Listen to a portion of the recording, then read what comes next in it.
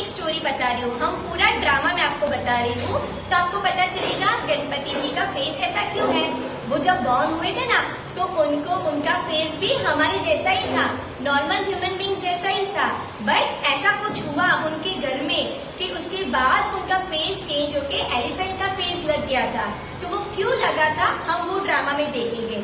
सबसे पहले तो गणपति जी के जो पेरेंट्स थे ना, उनका नाम है शंकर भगवान यानी शिव जी और पार्वती माता।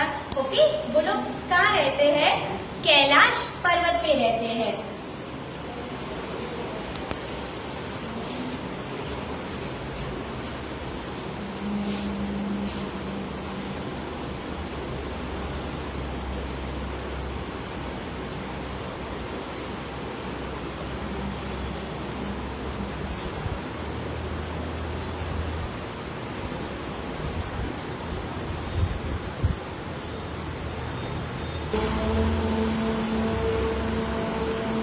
स्वामी, स्वामी, अरे मेरे स्वामी तो पूरे दिन व्यस्त रहते हैं, मैं तो पूरा दिन कंटाल जाती हूँ। मैं क्या करूँ? मैं सोचती हूँ कुछ। हाँ, मैं मिट्टी में से मूर्ति बनाती हूँ जो मेरी आज्ञा का पालन करेगा। मैं मिट्टी लेके आती हूँ। फिर पार्वती मिट्टी में से एक छोटे बालक बनाते हैं और उसमें अपनी पूरी शक्ति देके वो बालक को सजीवन करते हैं।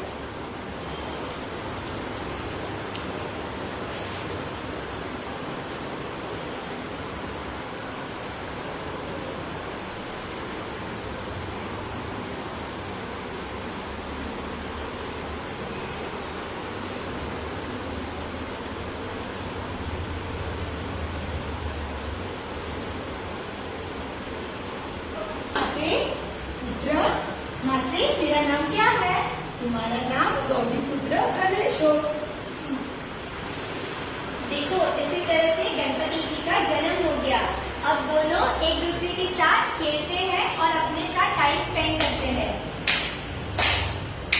अरे पुत्र, तुम्हें भूख लगी होगी? हाँ माते। मैं तुम्हारे लिए भोजन बना के लाती हूँ। तुम यहीं बैठना, कहीं जाना मत। पुत्र, जी माते। पुत्र गणेश, जी माते। मैं स्नान गृह में स्नान करने जा रही हूँ। तुम यहीं कार पे बैठना और मेरी आज्ञा के बिना किसी को अंदर मत आने देना। आप चिंता मत करें माते, मैं किसी को भी अंदर नहीं आने दूंगा। ठीक है, मैं जाती हूँ, ध्यान रखना। इतने में ही वहाँ शंकर भगवान आते हैं।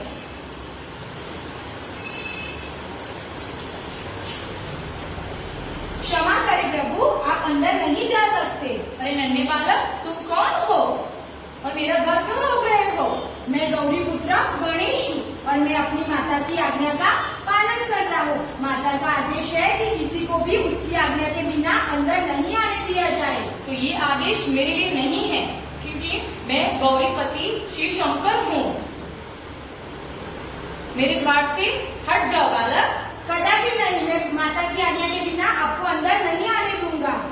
जिद मत करो बालक, रास्ते से हट जाओ। ये असंभव है। तुम मेरे क्रोध को नहीं जानते, तुम मेरे क्रोध से परिचित नहीं हो।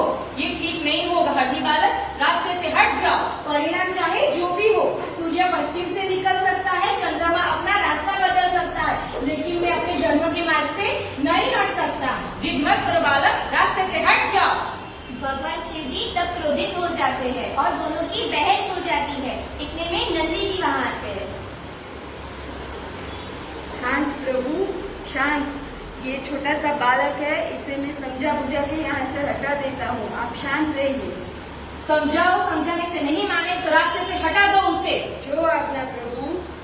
फिर नंदी गणेश जी को समझाने जा रहे हैं। बालक गणेश, तुम मेरे स्वामी की गुस्से को नहीं जानते, उसका परिणाम अच्छा नहीं होगा।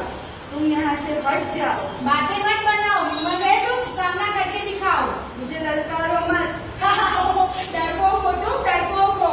तो इसके लिए मेरी शक्ति से तुम परिचित नहीं हो, मेरी शक्ति का सामना करो। आ जाओ। अब नंदी और ये गणपति जी का युद्ध हो रहा है और ये नंदी हार गए।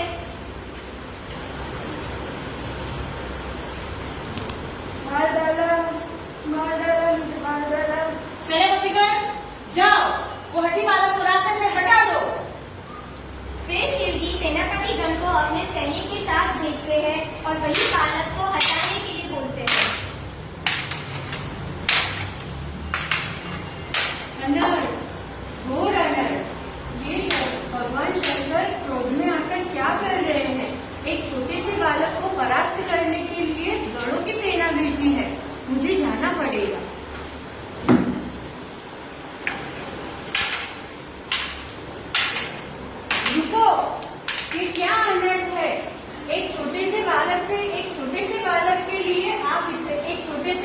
बालक को इतने सारे सैनिक मिलकर उससे लड़ रहे हो, हट जाओ।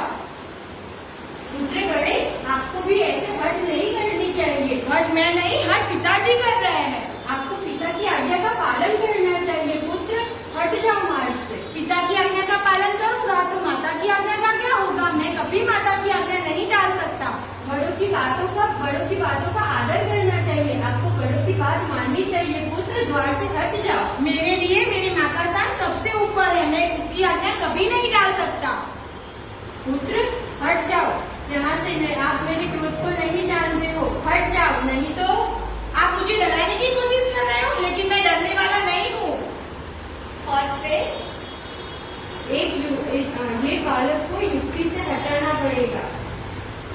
पुत्र अगर आप मेरी बात मानोगे तो मैं आपको पुरस्कार दूंगा। पुरस्कार की लालच देकर आप मुझे बहलाने की कोशिश कर रहे हो। मैं डरने हटने वालों में से नहीं हूँ। ये आपको शोभा नहीं देता। ब्रह्मदेव जी मुझे शिक्षा मत दो, हट जाओ। नहीं, मैं नहीं हटूंगा। और फिर ब्रह्मा जी और गणेश जी के बीच में युद्ध होता है। इसे दंड देना ही पड़ेगा।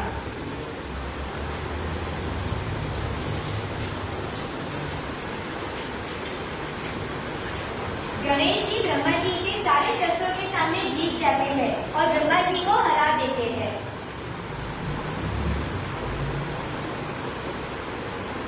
अब भगवान शिव जी क्रोधित हो जाते हैं और अपनी तीसरी आंख खोल देते हैं और तांडव करने लगते हैं।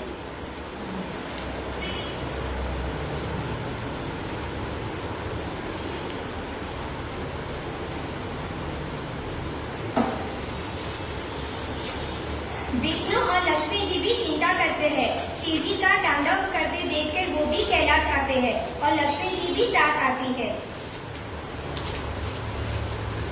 उतने में ही शिव शंकर और पुत्र गणेश की लड़ाई होती है।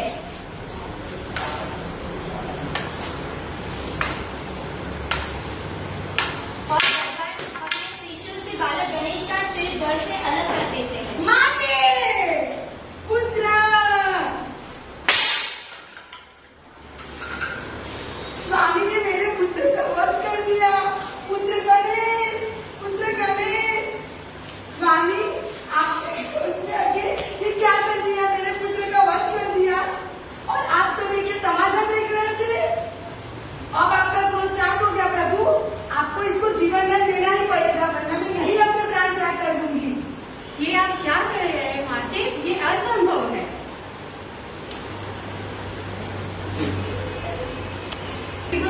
वो तो मेरी आज्ञा का पालन कर रहा था। क्रोध में आके आपने जो ये अनुचित कार्य किया है उसका यही एक उपाय है। लेकिन एक बार मेरे शस्त्र से जिसका भी वध किया जाता है वो फिर से सजीवन नहीं होता है।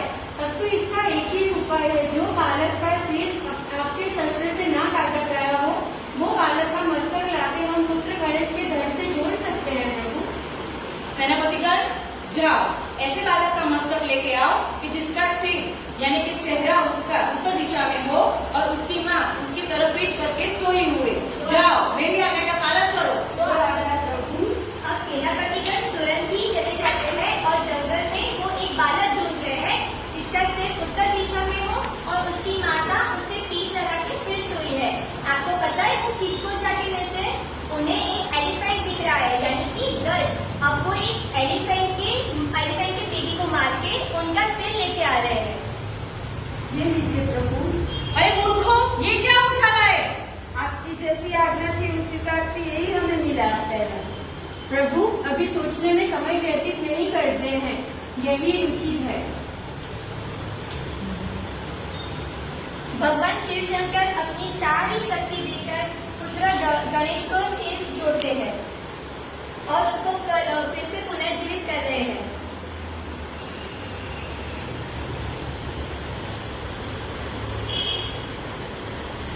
Now. तथास्तु। माते, अरे मेरा पुत्र तो जीवित हो गया। अब माता अपने पुत्र को खुशी खुशी गले लगा रहे हैं और पूरे कैलाश में जैसे आनंद और उत्साह का माहौल हो जाता है। सभी देव देवता सेनापतिगण बालक गणेश के साथ मिलकर उनको पुनर्जीवित होने का उत्साह मनाते हैं। लेकिन स्वामी, मेरे पुत्र तो पहले कितना सुंदर था, अभी तो ये कैसा दिखता है?